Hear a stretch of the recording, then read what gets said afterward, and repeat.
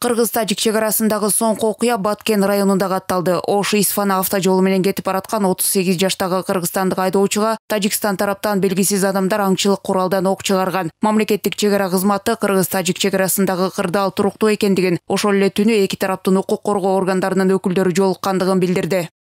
Баткен облусунун Баткен районунун Эки Таш жергилигинде болжол менен түнкү саат 1:20 чамасында Тажикстан тараптан белгисиз адамдар аң улоочу куралдан Ош-Исфана автожолунда бара жаткан Кыргызстандын жаранына бир нече жолу ок чыгарышкан.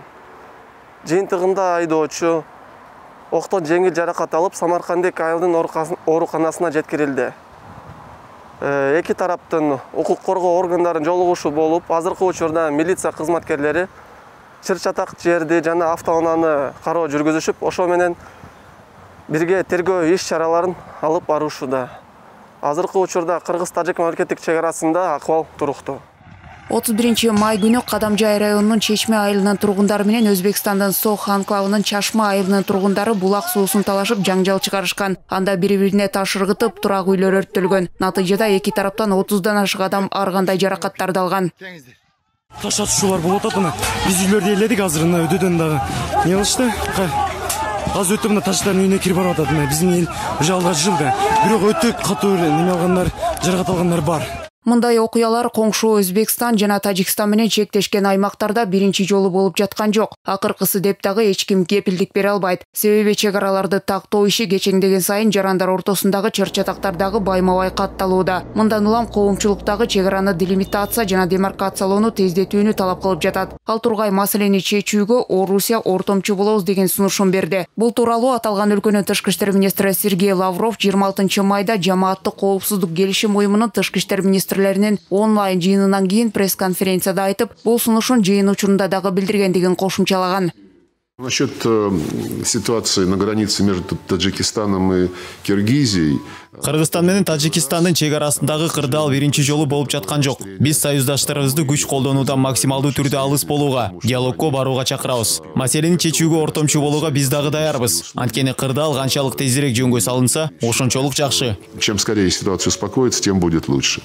Буга байланыштуу 29 майда Тажикстандын тышкы иштер министрлиги Москвага расмий нота жөнөткөндүгүн жарыялап, жамааттык коопсуздук келишим уюмунун жыйынында бул маселе козголбогондугун, мамлекеттик чегараны тактоо уюмга мүчө өлкөлөрдүн ички иши болуп эсептелерин, эки тараптуу гана жүргүзүлөрүн белгилеген. Ал эми Кыргызстан Орусиянын ортомчу болуу сунушуна төмөндөгүдөй жооп кайтарган.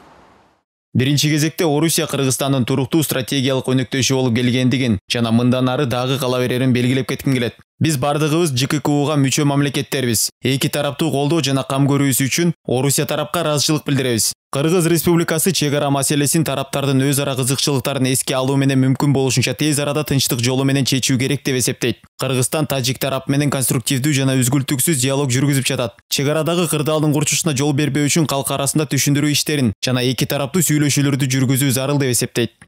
Орусиянын мындай сунушу коомчулукта түрдүү пикирлерди жаратты. Кыргызстан мүчө болгон эл аралык абройлуу уюмдарда Орусия лидерлик касиетке ээ. Андыктан чегара маселесин чечүүдө анын таасири маанилүү дешет айрым серепчилер.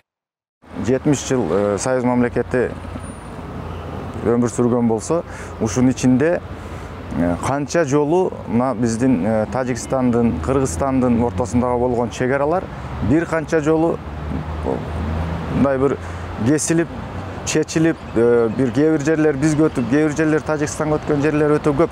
Ошондуктан эгерде ошол карталар, ошол топографиялык бир документтер эртең Москва аркылуу сыртка чыгарыла турган болсо, тажиктерге ушул өздөрү көздөгөн, өздөрү алдына максат койгон, өзүнүн баягы жылма миграциясы менен жылып отуруп өзүнүн территориясын чоңойтом деген иштери таш каап калышы мүмкүн.